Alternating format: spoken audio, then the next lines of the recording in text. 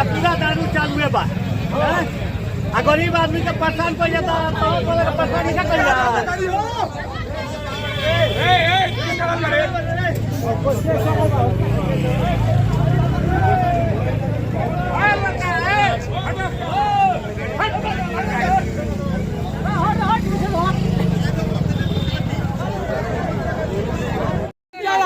Accident भइल बा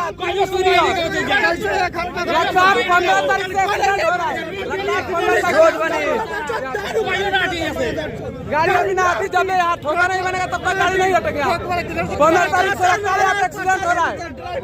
accident Bihar में दारू बंद है, तब भी गाड़ी पे एकदम बैठ कर पी रहा है लोग, लड़ा दे रहा है 3 दिन से। दारू कहाँ जा रहा है? कितना लोग आ रहे हैं? घायल सब सिवान चले गए। हाँ सिवान अब जाएंगे, अभी कछुई है मोड़ पर बस। नाम बता दीजिए। मनु कुमार सिंह। पूरा इस सब दारू घटना मान ली कि सरकार के दोष बा।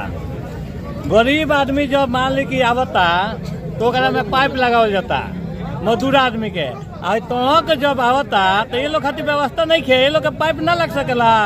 पी पी के आके दारू देखिए हो एक दिन के मतलब पूरा बैठ के पियतो रहे दारू। आ पूरा नीतीश जी कहता नहीं कि दारू बंद बा बिहार में। आ दारू कहाँ बंद बा? केने से ट्रक वाला जाता है, केने से केने तो काइल में मारवा क्यों से? स्कॉर्पियो आइल बा बोलोरो आके मान ली कि टक्कर मार दल बा। केकरा में गलती बा? गलती मान ली कि ट्रक वाला में बा। अच्छा ट्रक वाला पूरा पियला बा, पी के आके मार दल बा। मार दल बा।